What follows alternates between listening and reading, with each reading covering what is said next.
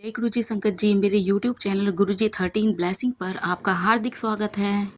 जय गुरु जी। शुक्राना गुरु जी, आप सभी साथ संगत जी को जय गुरु जी। गुरु जी आप सभी पर मेहर बनाए रखें, सर्वदा भला सर्वदा भला। मैं आशा करती हूँ कि आप सभी स्वस्थ हो, मस्त। संगत जी, जैसे कि मैं आपके साथ में डेली गुरु जी की पावन पुस्तक दिव्य आभा के सत्संग शेयर कर रही हूँ। आज उसी कड़ी को आगे बढ़ाते हुए आज का जो सत्संग है वह है श्रीमती मीरा जोहर आंटी जी का, और जो कि गुड़गांव की निवासी है। बहुत ही प्यारा सत्संग है। कैसे गुरु जी ने उनको हर मुसीबत से, परेशानी से बाहर निकाला, और अमेरिका से वापस लौटी हुई आंटी जी को कैसे गुरु जी ने अपने हर अ, रूप की छत्र छाया दी।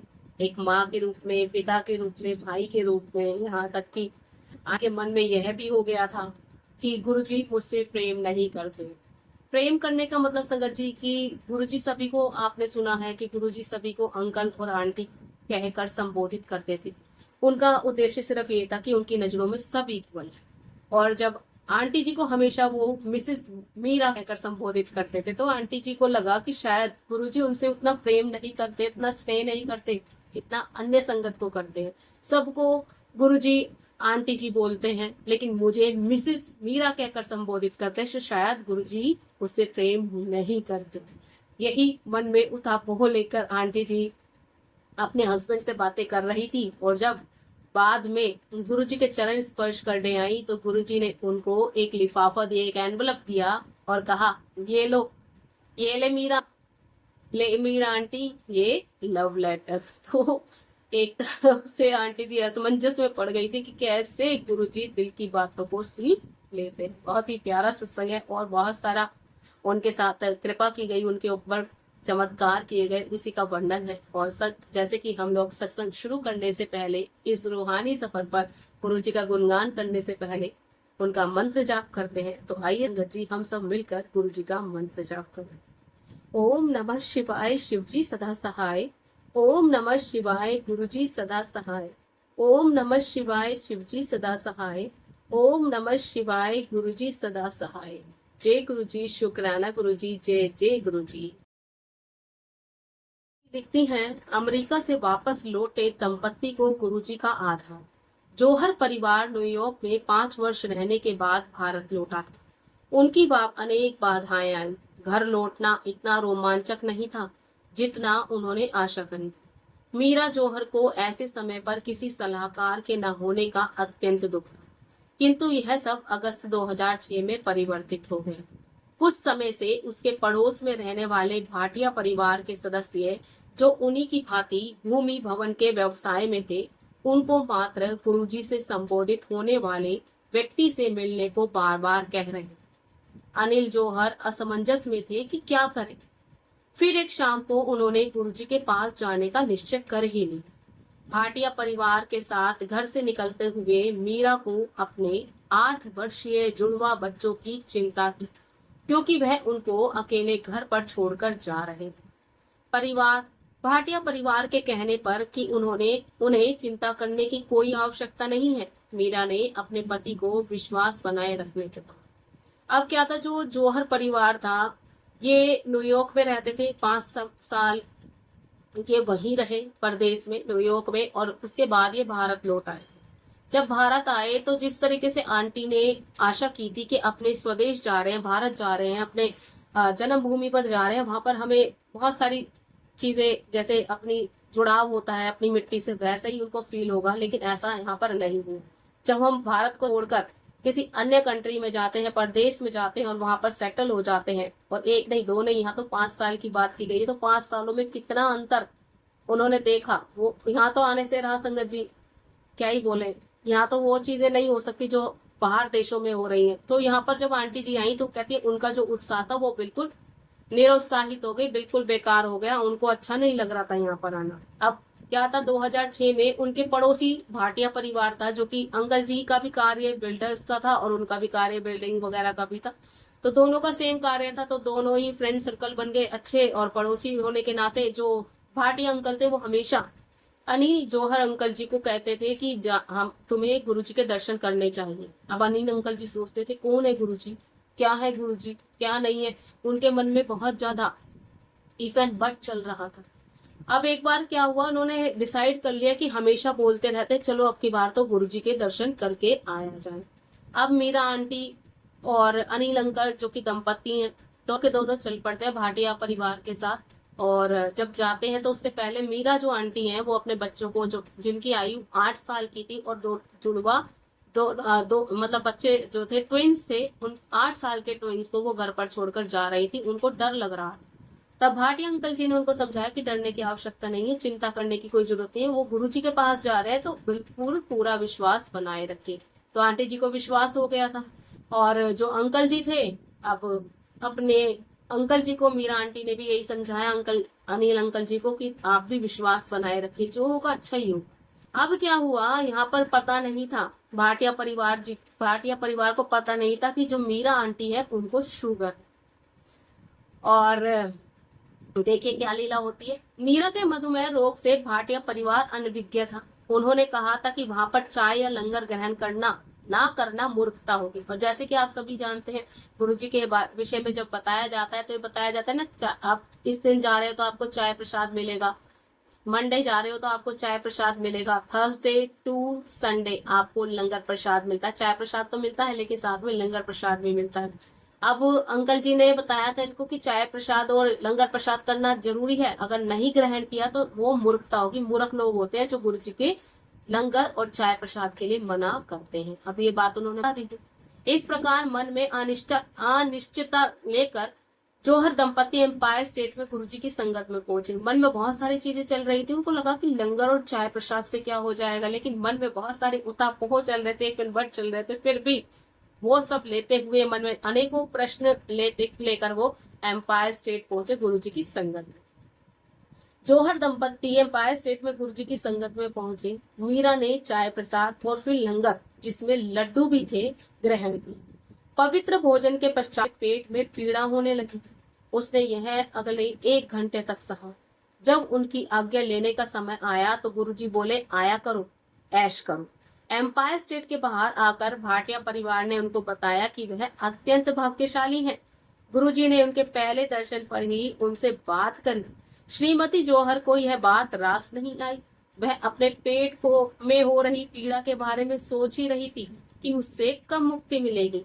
वह रात भर भी नहीं सो सकी और उसके मन में यही विचार घूमते रहे कि क्या वास्तव में वह किसी अति विशिष्ट स्थान पर गई थी। प्रातः उठकर जब उसने अपने मधु की मात्रा का परीक्षण किया तो वे केवल 100 था। वह आश्चर्यचकित होकर यही सोच रही थी कि ऐसा नहीं हो सकता। वह घर पर एक रोटी भी खाने के बाद उसका मधु का स्तर तो बहुत बढ़ जाता है। जी गुरु जी शुक्राना। अब क्या था, ये पहुंचे एम्पायर स्टेट, उन्होंने लंगर प्रसाद किया और लंगर प्रसाद में लड्डू थे। और लड्डू आपको पता ही है मीठा है, जिनको शुगर है उनके लिए तो विष होता है। और यहाँ पर लंगर प्रसाद था, तो जैसे भाटिया अंकल के परिवार ने उनको बताया तो उन्होंने लंगर प्रसाद ग्रहण कर लिया। अब क्या हुआ, लंगर प्रसाद और चाय प्रसाद लेने के बाद मीरा आंटी के पेट में तो दर्द होने लग गया। वो कहते 1 घंटे तक वो वहां बैठी रही संगत में, तो उनको पेट की पीड़ा होती रही। जब वो गुरुजी से आज्ञा लेने पहुंचे तो गुरुजी ने कहा, आया करो, ऐश करो, इस तरीके से उनको बोला। और जब वो बाहर आए भाटिया परिवार के साथ, तो भाटिया परिवार ने उनको बताया कि वो बड़े ही भाग्यशाली लोग हैं कि पहली बार में ही, पहले दर्शन में ही गुरुजी ने उनसे बातचीत की। हालांकि गुरुजी बहुत रेयर बोला करते थे, कहते ये तो आप बड़े सौभाग्यशाली हैं कि गुरुजी ने आपसे बातचीत की। अब आंटी जी के मन में तो एक घूम रहा था कि क्या भाग्यशाली है, ऐसा लंगर प्रसाद और चाय प्रसाद करी कि मेरा तो पेट में दर्द हो गया। अब आंटी जी घर आई हैं और सोई हैं। कहते रात भर वो सो नहीं पाई और उन पेट में दर्द उठता रहा और मन में यही प्रश्न आ रहा था कि वो सही जगह पहुंचे हैं। अगर सही जगह पहुंचे तो पेट में दर्द क्यों है, इतने परेशानी क्यों हो रही है, कोई खाना खाते। अब वो इसी उठापोह में थी और इसी सुबह हो गई। जब वो सुबह उठी तो उन्होंने अपना सबसे पहले शुगर चेक करने की, क्योंकि शुगर हुआ और आपका बीपी हुआ, ये तो डेली चेक करा किया जाता है। तो अब आंटी जी ने भी वैसे ही अपना शुगर चेक किया, क्योंकि फास्टिंग से पहले और बाद में किया जाता, खाने से पहले और खाने के बाद भी किया जाता है ना। तो आंटी जी ने जैसे डेली रूटीन है तो उन्होंने अपना शुगर चेक किया, शुगर देखती है तो वो तो नॉर्मल आ गया, 70 से 100 तक होता है ना, तो यहाँ तो उनका 100 घट गए, मतलब 100 आया। आंटी जी बड़ी आश्चर्यचकित, वो कहती कि एक रोटी खाने के बाद उनका शुगर लेवल तो बहुत ज्यादा हाई पहुंच जाता है, और वहां तो उन्होंने लंगर में रोटी के साथ साथ लड्डू भी खाए थे। वो बड़ी असमंजस में पड़ जाती कि ये क्या हो गए। मीरा हर दर्शन के पश्चात अपने मधु की मात्रा का परीक्षण करती थी। हर बार उसका स्तर नीचे ही रहता। उसके ग्लिसराइड की स्तर भी 700 से घटकर 120 की सामान्य मात्रा पर आ गया था। अंततः उसने अपने और गुरुजी के परीक्षण बंद कर दिए। उसे विश्वास हो गया कि गुरुजी के आशीर्वाद से ही उसको रोग मुक्त हो रही है। उसे लगा कि उसका रक्त भी स्वच्छ और शुद्ध हो रहा है, किंतु वह आभास नहीं था, यह भी तथ्य ही था। उसके रक्त परीक्षण करने में कठिनाई आती थी। एक तो सही नस का नहीं पता चलता था, और फिर उसमें से निकाला हुआ रक्त प्रदूषित और गाढ़ा होता था। किंतु अब गुरुजी के पास जाने के पश्चात सुई बहने के प्रयास में नस में जाने लगी और रक्त एकदम बाहर आने लगा था। जय गुरु जी, शुक्राना गुरु जी। यहाँ पर आंटी जब भी गुरु जी के दर्शन करने के लिए जाती तो उनकी जो शुगर की लेवल था वो कम होता चला जा रहा है। वो कहते ट्राई ग्लिसराइड, जो ट्राइग्लिसराइड होता है, ये खून की एक चर्बी है, फैट होता है खून में, और ये खून की एनर्जी को स्टोर करता है। स्टोर जब करता है तो जो ये नॉर्मल होता है वो 150 होता है, किसी नॉर्मल व्यक्ति के शरीर में 150 mg होता है, और जहां पर आंटी का जो लेवल था पहले वो गुरुजी के यहाँ जाने से पूर्व 700 रहता था, जो कि बहुत ज्यादा था, और अब वो घटकर 120 हो गया था, जो कि सामान्य की श्रेणी के अंदर ही आता है। अब वो कहते कि जब अब उन्होंने परीक्षण करने बंद कर दिए, अब वो गुरुजी पे संदेह नहीं करती थी, उनको विश्वास हो गया था कि यहीं से उनके रोग है उनको शुगर का, यहाँ से उनको मुक्ति मिल जाएगी। पहले ऐसा होता था जब भी उनका शुगर चेक करते थे तो उनकी नस नहीं मिलती थी, परेशान होते थे कि कैसे चेक करें, लेकिन अब क्या था, गुरुजी के संरक्षण में आने के बाद उनके जो नस थी वो तुरंत मिल जाती है। आप लोगों ने देखा होगा जब ब्लड निकाला जाता है तो वो चेक करते ना हाथों में, तो ऐसे ही आंटी जी का जब ब्लड निकालते थे तो नस नहीं मिलती थी, लेकिन अब इजीली नस भी मिल जाती थी और नस में आसानी से सुई भी चली जाती थी, और उनका जो ब्लड था पहले बहुत ज्यादा गंदा था, प्रदूषित था, लेकिन अब धीरे धीरे करके वो स्वच्छ हो रहा था और गाढ़ा भी नहीं था। जय गुरु जी, शुक्राना गुरु जी। दिलचस्पी की बात यह है कि भाटिया परिवार को जौहर परिवार के अस्वस्थ होने का भी नहीं पता था। जय गुरु जी। अनिल जौहर को भी सदा नजला लगा रहता था, वह वातानुकूल कमरे में नहीं ठहर पाते थे। गुरुजी के पास 2-3 मास जाने के बाद उन्हें अचानक आभास हुआ कि उनका यह रोग तो समाप्त हो चुका है। वह अपनी पत्नी के रोग के बारे में इतने चिंतित रहते थे कि उन्हें अन्य बातें वह भूल गए थे।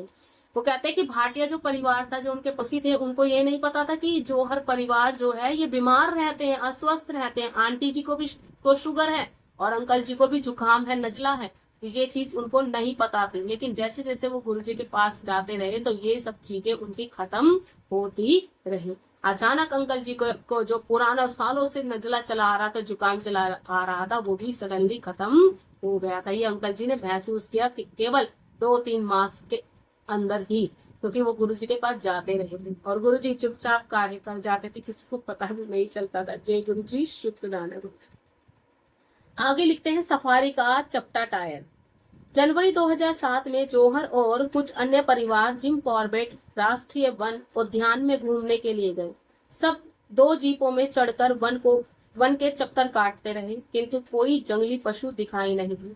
बच्चे कह रहे थे उन्होंने गुड़गांव के शहरी वातावरण में इससे अधिक पशु देखे। थक कर वह अपने आवास स्थान पर आ गए और सुरक्षा कर्मचारियों के पास रुके। उन्हें बताया गया कि वह अत्यंत भाग्यशाली है कि उन्होंने कुछ नहीं देखा। उनकी गाड़ी के टायर में एक लंबी कील घुसने के कारण वह बिल्कुल चपटा हो गई थी।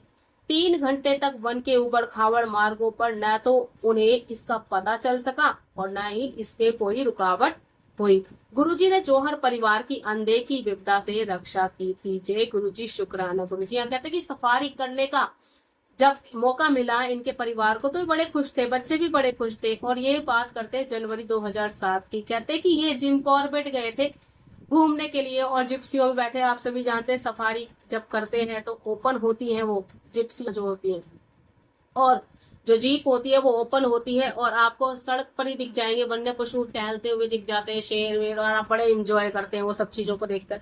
अब क्या था कि जब ये जिम कॉर्बेट गए तो इन्होंने देखे पशु तो कहीं दिखाई नहीं दे रहे, और बच्चे भी बड़े वो हो गए कि इससे ज्यादा पशु तो हम अपने गुड़गांव में ही देख लेते हैं, यहाँ तो हमें कुछ भी देखने को नहीं मिला। लेकिन जब ये बाद में वापस आए, जब जहाँ पर आपका बाद में होता है, जब ये इन्होंने आए वहां पर सफारी करके 2 राउंड इन्होंने लिए, नहीं मिला कुछ भी। अब परेशान होकर ये वापस आ गए थक हार करके। अब फिर बाद में पता चला सुरक्षा कर्मियों से कि अच्छा हुआ, ये बड़े भाग्यशाली है कि इनको कोई जंगली जानवर नहीं दिखा, क्योंकि इनकी जिस जिस गाड़ी में ये बैठे थे उसके टायर में कील घुस गई थी, जिसके कारण वो क्या हो गया था, पंचर हो गया था। लेकिन फिर भी ये आराम से 2 राउंड उस जगह के लगा पाए, 2 बार उन्होंने सफर कर लिया उसमें। और 3 घंटे का जो उबड़ खाबड़, क्योंकि वो काफी बड़ा एरिया होता है, 3 घंटे लगे उनको, क्योंकि 2 राउंड लिए तो 3 घंटे लगे।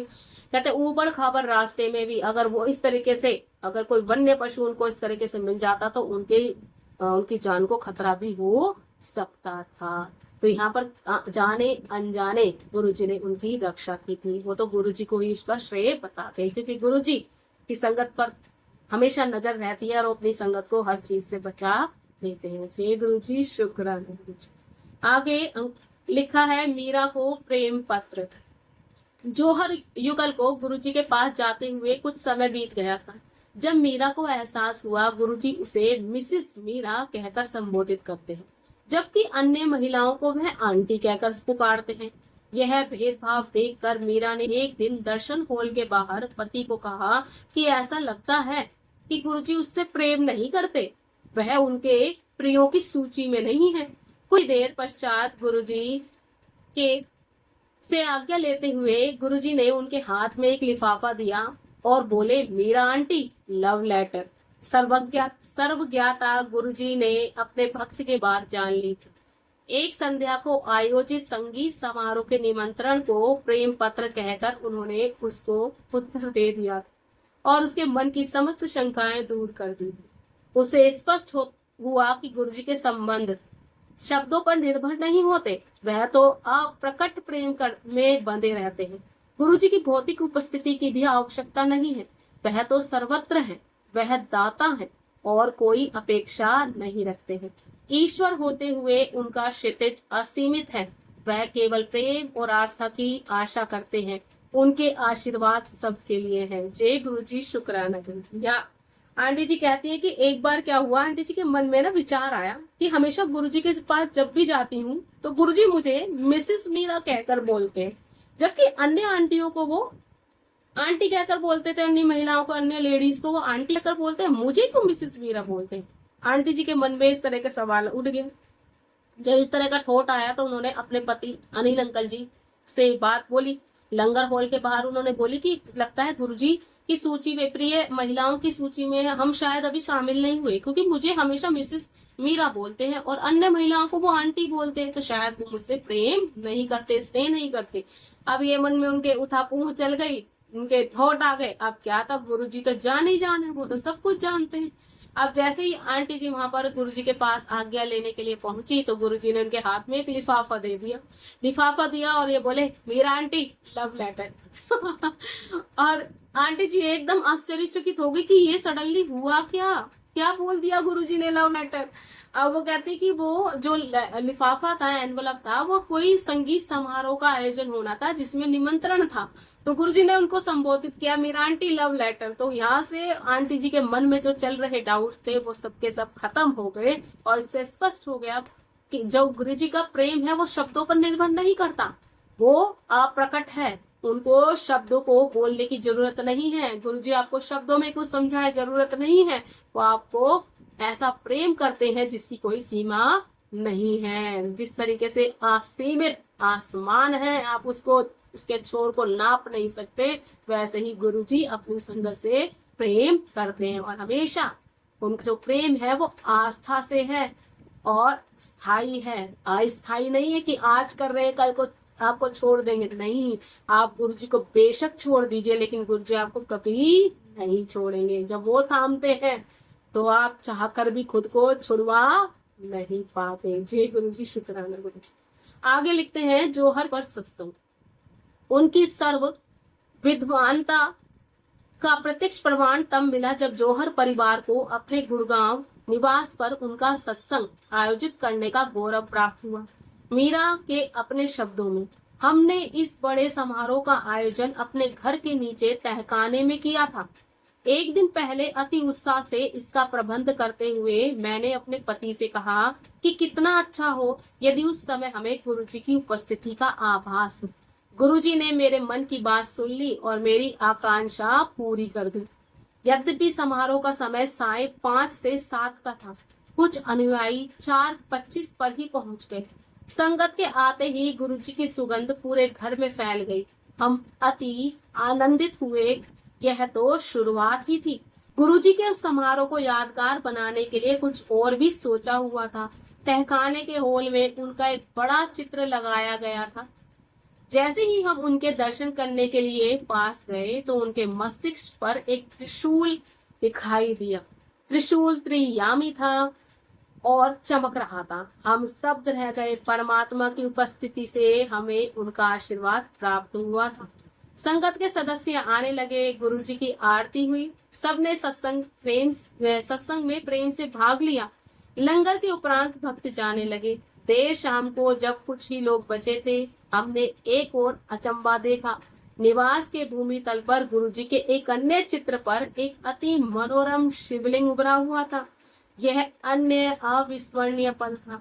हे भगवान, हे गुरुजी, हम पर सदा अपनी कृपा बनाए रखिए और सदा सुमार्ग दिखाइए। मीरा एवं अनिल जौहरी, गुड़गांव द्वारा कथित। जय गुरुजी, शुक्राना गुरुजी। यहाँ आंटी जी ने लिखी है कि उनके परिवार में एक बार उन्होंने सत्संग कराया और बहुत अच्छा सत्संग का आयोजन किया था, बहुत भव्य सत्संग का आयोजन किया था। आंटी जी के मन में ये चल रहा था कि अब उनका बेसमेंट जो था घर का, वहां पर सत्संग का आयोजन किया गया था और एक दिन पहले प्रबंध करने शुरू हो जाते हैं जैसे सत्संग कराते हैं। तो आंटी जी ने भी वैसे प्रबंध कराने शुरू कर दिए थे और आंटी जी के मन में यही इच्छा चल रही थी, काश गुरुजी ऐसा करे कि कुछ ना कुछ तो होए वहां पर, कि उनकी प्रेजेंस वहां पर सबको मौजूद हो। अब क्या था कि 5 से 7 बजे का समय रखा गया था सत्संग का और जो कुछ संगत ऐसी थी जो 4:25 पर ही आ गई थी। पहले गुरुजी के वेलकम से पहले ही आ गए थे ताकि अन्य चीजों में उनका सहयोग कर सके। आप कहते कि गुरुजी ने कुछ और ही सोच रखा अच्छा बनाने के लिए। कहते तहखाने में एक चित्र लगाया था, बेसमेंट में एक चित्र लगाया हुआ था, बड़ा सा स्वरूप लगाया हुआ था गुरुजी का। और जैसे कहते हैं हम दर्शन करने के लिए पहुंचे, जैसे सत्संग की स्टार्ट होता है, आप उसकी सजावट करते हैं और चीजें होती हैं, वो करने पहुंचे तो देखते हैं कि गुरुजी के जो स्वरूप था, उनके स्वरूप के मस्तक पर, माथे पर त्रिशूल बना हुआ था और उसमें बहुत ज्यादा शाइन थी। हम देखकर बड़े असमंजस में आ गए और हमें गुरुजी का आशीर्वाद प्राप्त हुआ। इसके अलावा वो कहते हैं जब गुरुजी की आरती हुई, सत्संग बड़े प्रेम से सबने भाग लिया सत्संग में। लंगर के बाद जब वो देर शाम को कुछ लोग ही बचे थे और उन्होंने फिर एक और अचंबा देखा। कहते कि जो निवास भूमि पर तल में जो बेसमेंट था, वहां पर एक अन्य स्वरूप पर भी गुरुजी का जो चित्र था, स्वरूप था, उस पर शिवलिंग बना हुआ था और जो कि बड़ा ही अविस्मरणीय है। उसको कभी नहीं भूल सकते, ऐसी गुरुजी ने अपनी प्रेजेंस दिखाई थी। और आप सभी जानते हैं जब गुरुजी का सत्संग हो, गुलाबों की महक ना आए और वो अपनी प्रेजेंस ना दिखाएं, ऐसा हो ही नहीं सकता। बहुत ही प्यारा सत्संग। और संगत जी, आज मैं अपनी वाणी को यही विराम दूंगी। जय गुरु जी, शुक्राना गुरु जी, जय जय गुरु जी।